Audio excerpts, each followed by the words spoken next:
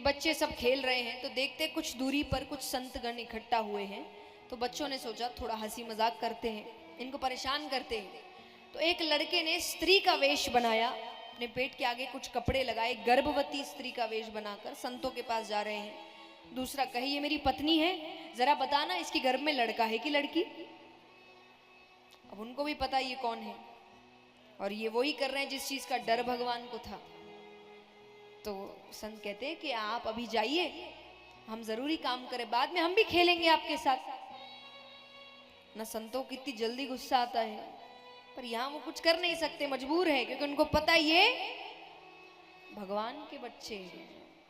तो भगवान ने योग माया को आदेश दिया कि आप इनके मस्तक पर बैठिए, इनको ऐसे क्रोध नहीं आने वाला, पर इनको क्रोध आना चाहिए। योग माया उनके मस्तक पर बैठती है, उनको क्रोध आता है। उन्होंने क्रोध में कहा जिस गर्भवती स्त्री का वेश बनाया है उसी गर्भ की जगह एक लोहे का मूसल निकलेगा जो तुम्हारे पूरे वंश को खत्म करेगा। बच्चे डर गए, पेड़ के पीछे जाके कपड़े हटाते हैं तो सच में जो गर्भ के आगे कपड़े लगाए थे वहां पर एक लोहे का मूसल निकलता है। उग्रसेन जी के पास गए तो उन्होंने कहा कृष्ण से कुछ मत कहना। तो एक नदी है, वहां पर एक बड़ा सा पत्थर रखा है, वो उसको घिस रहे हैं, उसके ऊपर घिसते घिसते घिसते घिसते इतना सा टुकड़ा बचता है। अब उनको लग रहा है ये टुकड़ा क्या बिगाड़ लेगा, उन्होंने उसको पानी में फेंक दिया, उसको एक मछली ने निगल लिया। यहाँ जितने पुत्र पौत्र इत्यादि थे सब मदिरा पान इत्यादि करते हैं, होश में नहीं। एक का झगड़ा एक से हुआ, उसने तलवारें निकल गई, एक दूसरे को मारने लगे, सब ने एक दूसरे को मार के खत्म कर दिया। उसी बीच बलदाऊ भैया भी आते हैं, खत्म हो रही है ना चीजें, सबको जाना है, सब खत्म। अब वंश में बचा कौन, भगवान, जाना उनको भी है। और जिनका जन्म दिखाया है तो मृत्यु भी, क्योंकि भगवान को कौन मार सकता है, लेकिन जन्म दिखाया है तो मृत्यु भी दिखानी पड़ेगी कि गए कैसे।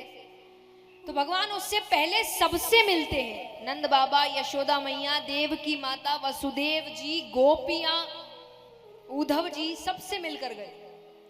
देव की माता ने कहा कि अभी तक मैं तुम्हारे लिए जीवित थी, अब तुम नहीं तो मेरे 6 बच्चे वापस करो, जिनको कंस ने मारा था। तो वो 6 बच्चों को वापस लेकर आते, देव की माता को देते हैं। उद्धव जी से कहा, उद्धव जी ने कहा अभी तक तो आप धर्म की रक्षा कर रहे थे, अब कौन करेगा। तब कहते उन्होंने श्रीमद् भागवत के लिए उनसे कहा था कि मेरे बाद ये धर्म की रक्षा करेगा। इसकी लिखी हर बात, हर सीख जो जीवन में उतार लेगा वो हर व्यक्ति धर्म की रक्षा करेगा। और ये कहकर भगवान जा रहे हैं। अब एक पेड़ के नीचे लेटे हुए हैं, पेड़ की जो पत्तियां हैं, शाखाएं हैं, वो पूर्ण रूप से भगवान को ढक कर रखी है, सिर्फ भगवान के पैरों की मणि चमक रही है। अब जिस मछली ने वो हिस्सा निगला था उसको एक शिकारी पकड़ता है, काटता है, उसमें से वो हिस्सा निकालता है, उसको धार करके वो अपने तीर के आगे लगा रहा है। वही शिकारी सामने से जा रहा है। अब पैरों की मणि चमक रही है तो उसको लगा हिरण हो, हिरण की आंख है, तो उन्होंने वही तीर निकाला। तीर मारते हैं, तीर जाके भगवान के पैरों पर लगता है। अब भगवान खड़े होते हैं जाने के लिए, सभी देवी देवता भगवान को लेने आए तो वो रोने लगा। भगवान को कौन नहीं जानता, तो वो रोने लगा। वो कहे प्रभु मैंने आपको मारा। आज देखा जाए तो नाम किसका हुआ, भगवान को किसने मारा, तो वो कहेगा कि मुझसे क्यों कराया। तब भगवान ने कहा तुमने नहीं किया, मैंने करवाया। बोले क्यों करवाया, बोले राम अवतार में मैंने तुम पे पीछे से वार किया था। कौन, बाली।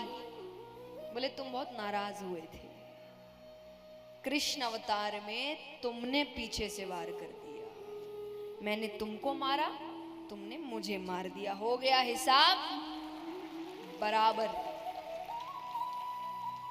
विचार करिए, परम पिता परमेश्वर है वो,